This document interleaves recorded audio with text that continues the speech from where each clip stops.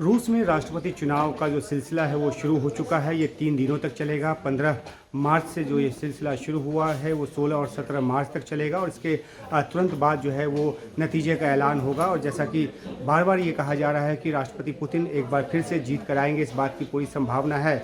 लेकिन इन 3 दिनों में जो रूस के जो करीब 12 करोड़ जो मतदाता हैं, रजिस्टर्ड वोटर हैं, उनमें से अधिकतर जो है अपने वोटों का प्रयोग करेंगे। और जैसा कि अभी हम एक मॉस्को के पोलिंग बूथ पर हैं, जहां पर कि लोग जो हैं वो वोट डालने के लिए सुबह से ही आ रहे हैं। और यहाँ जो लोग हैं ज़्यादातर बुज़ुर्ग लोग नज़र आ रहे हैं। हालांकि ऑनलाइन पोलिंग की भी व्यवस्था जो है वो की गई है। ज़्यादातर लोग जो हैं वो ऑनलाइन पोलिंग कर रहे हैं, लेकिन इस तरह के जो बूथ बनाए गए हैं अलग अलग इलाकों में, वहाँ पर सुरक्षा के बंदोबस्त के बीच जो है वो वोटिंग का जो सिलसिला है वो चलता रहेगा।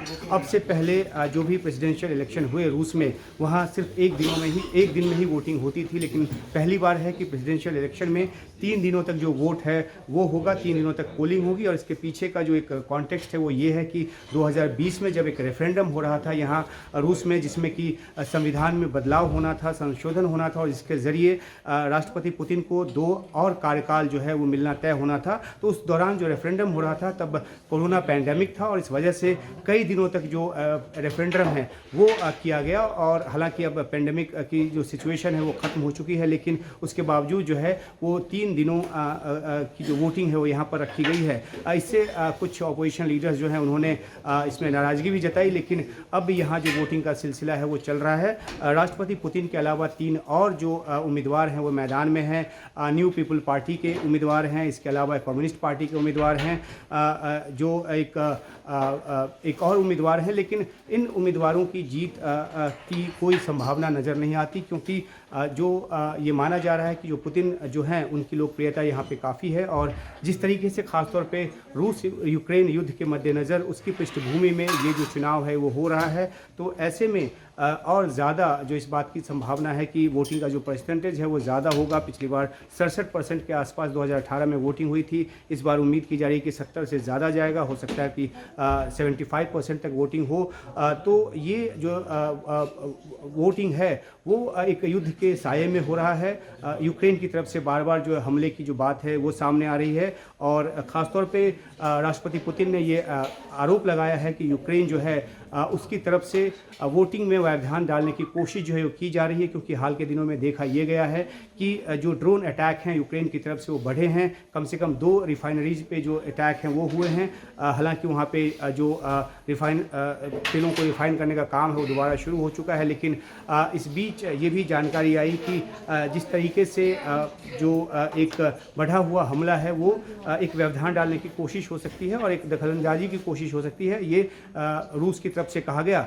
दूसरी बात ये भी है कि तनाव इस समय चरम पर है। चरम पे इसलिए है क्योंकि ख़ासतौर पे फ्रांस और पोलैंड की तरफ से जो बयान आया कि यूक्रेन में जो सैनिक है उसको भेज सकता है जो नेटो एलाइज है। हालांकि बाद में नेटो के कई देशों ने इस बात का खंडन किया, इस बयान को खारिज किया। लेकिन जो बयान आया पोलैंड और फ्रांस की तरफ से, उसने काफ़ी ज़्यादा जो नाराज़गी है रूस में पैदा की। खासतौर पे खुद राष्ट्रपति पुतिन ने जो एक दिन पहले रूसी मीडिया को इंटरव्यू दिया था उसमें उन्होंने इस बात पर जोर दिया कि अगर अमेरिका या पश्चिमी देश जो हैं यूक्रेन में सेना भेजते हैं तो जो रूस है वो परमाणु युद्ध के लिए तैयार है। हालांकि उन्होंने इस बात को भी जोड़ा कि रूस नहीं चाहता कि यूक्रेन में परमाणु हथियार जो इस्तेमाल किए जाएं। लेकिन जाहिर सी बात है कि अगर जिस तरीके से नेटो के कई एलाइज कंट्रीज़ की तरफ से बयान आ रहे हैं तो उसके बाद जो रूस जो है वो अपनी प्रतिरक्षा के कदम जो उठाने के लिए स्वतंत्र है। और इसी तत्वावधान में राष्ट्रपति पुतिन की तरफ से ये बयान आया।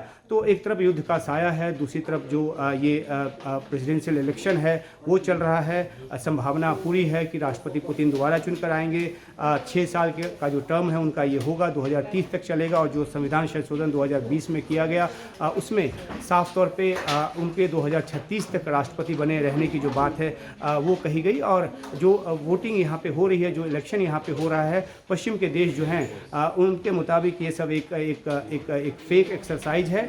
लेकिन रूस का अपना एक सिस्टम है और उस सिस्टम के तहत यहाँ पे पोलिंग जो है वो हो रही है। 3 और उम्मीदवार हैं, लेकिन राष्ट्रपति पुतिन के एक बार फिर चुने जाने की बात जो है यहाँ पर की जा रही है। तो हम आपके लिए रूस से खासतौर पे मॉस्को से इस चुनाव के अपडेट को लेकर आते रहेंगे।